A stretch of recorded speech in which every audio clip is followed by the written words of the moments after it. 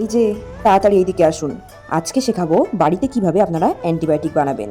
তার জন্য লাগবে কালো জিরে, নিম পাতা, আদা রসুন, পুদিনা আর লেমন গ্রাস। তার সঙ্গে লাগবে আরও দুটো জিনিস, একটা হলো গুড় আর একটা হলো ড্রাই ইস্ট। এবারে যে ভেষজগুলো নিলাম সেগুলোকে বোতলের মধ্যে পুরে নিয়েছি। তার সঙ্গে আমি দিয়ে নিচ্ছি ড্রাই ইস্ট। আর ড্রাই ইস্টকে এনার্জি যোগাবে যে কোনো ধরনের চিনি জাতীয় জিনিস। এখানে আমি গুড় ব্যবহার করেছি। আপনাদের কাছে যদি গুড় না থাকে তাহলে চিনিও ব্যবহার করতে পারেন। এবারে বোতলের ওপরের কিছুটা জায়গা ফাঁকা রেখে এটাতে আমি জল ভরে নাড়িয়ে একদম অন্ধকার জায়গায় রেখে দেবো। আর প্রত্যেক দিন সকালবেলা এইভাবে যখনই একবার খুলবো দেখুন কেমন গ্যাজা বেরোচ্ছে। এগুলো কি বলুন তো? এটা হলো একটা অ্যাক্টিভ প্রক্রিয়া, মানে এর মধ্যে জীবন্ত ব্যাকটেরিয়া থাকে। ওগুলো হলো তাদেরই গ্যাস। এটা যদি আপনি বের না করে দেন তাহলে কিন্তু বোতলটা পুরো ফেটে যাবে। এইভাবে 15 দিন রাখার পরে প্রত্যেক সপ্তাহে যদি আপনারা এরকম একবার করে ব্যবহার করতে পারেন তাহলে কিন্তু আপনাদের মুরগিদের আর কোনো ধরনের অ্যান্টিবায়োটিক চালানোর দরকার হবে না।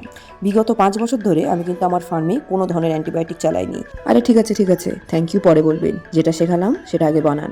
আর যে টাকাটা আপনাদের বাঁচিয়ে দিলাম না, ওটা আমাকে ফোনপে করে দিন। আমি ফুচকা খেয়ে নেবো আপনাদের টাকায়।